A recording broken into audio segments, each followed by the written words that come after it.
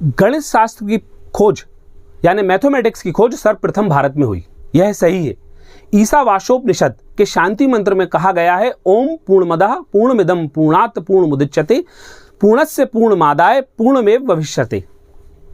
यह मंत्र मात्र आध्यात्मिक वर्णन नहीं है, अपितु इसमें अत्यंत महत्वपूर्ण गणितीय संकेत छिपा हुआ है जो समग्र गणित शास्त्र का आधार बना है। मंत्र कहता है यह भी पूर्ण है, वह भी पूर्ण है, पूर्ण से पूर्ण की उत्पत्ति होती है तो वह भी पूर्ण है, और अंत में पूर्ण में लीन होने पर भी अविष्ट पूर्ण ही रहता है। जो वैशिष्ट पूर्ण के वर्णन में है वही वैशिष्ट शून्य व अनंत में है। शून्य में शून्य जोड़ने या घटाने से शून्य ही रहता है। यह बात अनंत की भी है।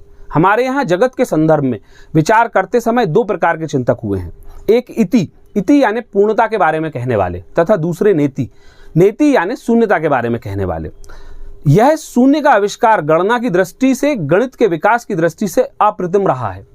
भारत गणित शास्त्र का जन्मदाता रहा है, यह दुनिया भी मानने लगी है। यूरोप की सबसे पुरानी गणित की पुस्तक कोडेक्स विजिलेंस है। यह पुस्तक स्पेन की राजधानी मैड्रिड के संग्रहालय में रखी हुई है। इसमें लिखा है, गणना के चिन्हों से यानी अंकों से हमें यह अनुभव होता है कि प्राचीन हिंदुओं की बुद्धि बड़ी पैनी थी और अन्य देश गणना व ज्यामिति तथा विज्ञानों में उनसे बहुत पीछे थे। यह उनके 9 अंकों से प्रमाणित हो जाता है, जिसकी सहायता से कोई भी संख्या लिखी जा सकती है। लगभग 770 ईस्वी सदी में उज्जैन के हिंदू विद्वान कंक को बगदाद के प्रसिद्ध दरबार में अब्बा सईद खलीफा अल मंजूर ने आमंत्रित किया था। इस तरह हिंदू अंकन पद्धति अरब पहुंची। कंक ने हिंदू ज्योतिष विज्ञान तथा गणित अरबी विद्वानों को पढ़ाई। कंक की सहायता से उन्होंने ब्रह्मगुप्त के ब्रह्म स्फुट सिद्धांत का अरबी में अनुवाद किया था।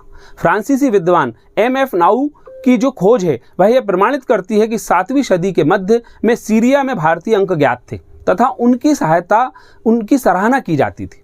अरब से मिस्र तक तथा उत्तरी अरब से होते हुए यह अंक धीरे धीरे पश्चिम में पहुंचे तथा 11वीं शताब्दी में पूर्ण रूप से यह अंक यूरोप में पहुंच गए।